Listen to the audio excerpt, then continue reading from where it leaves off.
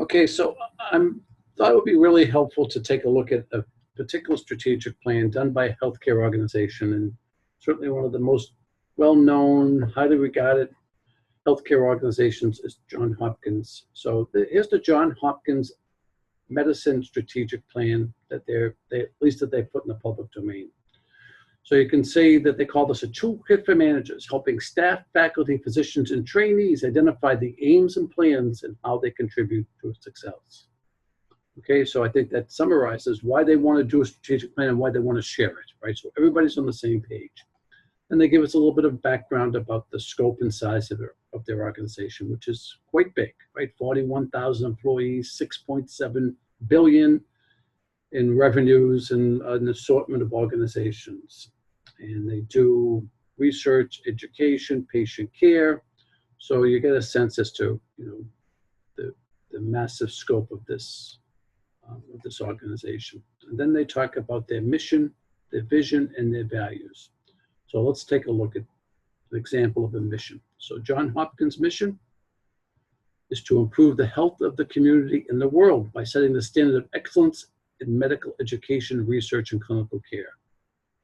Diverse and inclusive, John Hopkins Medicine educates medical students, scientists, healthcare professionals, and the public, conducts biomedical research, and provides patient-centered medicine to prevent, diagnose, and treat human illness. Okay, so you get the sense that this is a compelling reason to want to show up and be a part of this organization for those people who want to work in healthcare, right? So, and the fact that they do this in such a high quality, prolific manner, adds to the attraction. But you can see that a mission is kind of the reason that they exist, and why, and everybody's clear about why John Hopkins exists and what their overall reason for being in place is.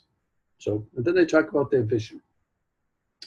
So they define vision: a long-term position or place to be achieved, serve as a focal point of effort and act.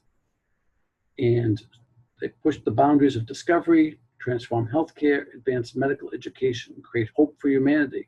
Together, and I think that word is important, we will deliver the promises of medicine. Then they talk about their core values: excellence in discovery, leadership and integrity, diversity and inclusion, respect, and collegiality. So you see that there's not a lot of detail in the strategic plan. If we were to look at a budget, there'd be a lots of detail. But at this level, we're talking very high level. Everybody gets a sense as to what the general direction is going to be. And then John Hopkins talks about the strategic plan. First, they define what it is. And I think this is helpful because a lot of the employees and others who read this have never seen a strategic plan before. So this will be helpful in terms of their understanding of what it is that they're actually reading. So they call this the roadmap leading an organization into the future. Defines what businesses to be in, focus on the most critical competitive considerations, establishes big picture, vision, strategic direction, goals, objectives, determines actions needed to accomplish long-term growth, establishes investment resource allocation. So this is just a general definition. And then they jump into their particular strategic plan. So with people, they want to attract, engage, retain, develop the world's best people in discovery. They want to have research advancing, integrating discovery, innovation, etc. And then patient and family-centered care. They're the national leader in safety, science, teaching, and provisions of patient and family-centered care, and so forth. So you can read through the rest of these. I think what you need to keep in mind is how high level this is, but yet also how clear it is in terms of where they want to go. Because this is not the roadmap, this is the strategy. Okay, so what will follow once the board of directors and other key stakeholders approve this are more detailed roadmaps in terms of how they're going to achieve each of these particular activities or strategies.